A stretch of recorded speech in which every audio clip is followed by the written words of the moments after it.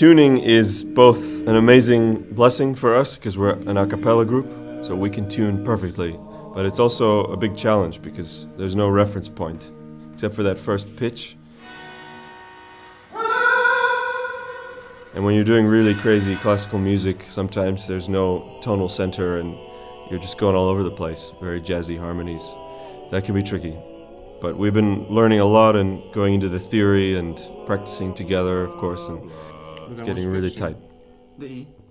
Using the G and the F sharp Oh, really? of the song. Okay, then maybe you should do this. Preparing music is a big challenge because we have 5 guys, so there's 5 million ideas. But we get it all together, we think of a theme, we distribute like who's going to arrange what, who wants to do which song, and who's going to get the solos. And then we rehearse and rehearse and rehearse, and then it works out sooner or later.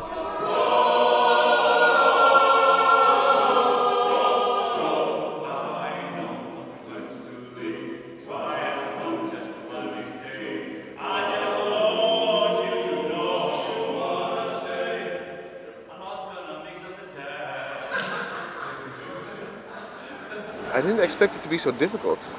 I didn't expect it to be so detailed. You can sing harmony together and it sounds nice to most people, but then when you really dive into it and want to tune everything perfectly, it's very hard. At some point every chord, every single note becomes a challenge to get it. We've worked a lot last year, I think, on these things. Yeah. On the harmonies and getting things in tune. We have to keep working. Yeah, we have to keep working. Yeah. What do you think about my grandmother? Your grandmother? Yeah.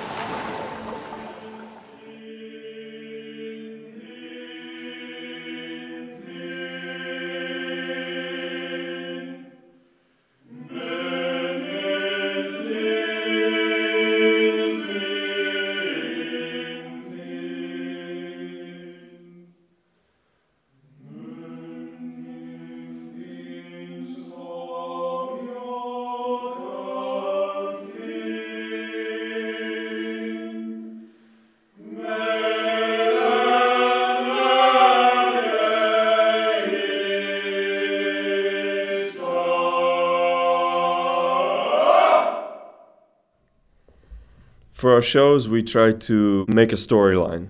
So there's sort of an arch. There's 2 halves and there's an overarching theme to it, and so the audience kind of gets into it. We usually start with a bang, like something in parallel fifths or like a big loud butch song. And then, then the audience can relax a bit and bring them back up. We figure out who does the talking, usually like 1 hour before the concert, so everybody has a panicked moment of trying to say something useful to the audience. I'll also mention it for mentioning that there will be a little surprise after looove. But it helps, sometimes that helps to improvise and make jokes and fool around a bit. We call him Kjetil, Olga. And now we're trying to do it more in advance. Don't take long, or? What did you say? You guys go ahead and start. Without you.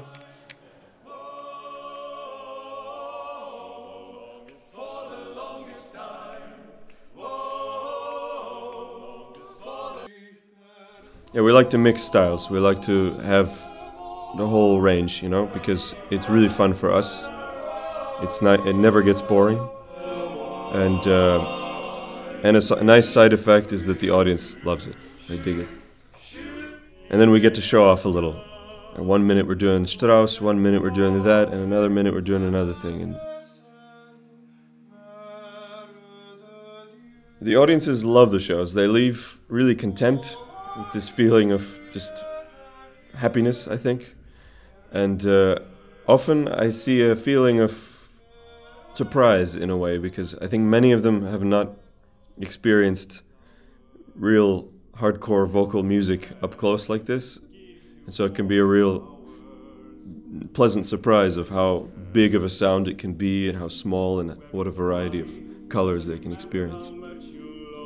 I think Olga's performance stands out because we have a very fresh energy and there's a certain innocence to the group. That's all I have to say. I do all the things you should have done. When you're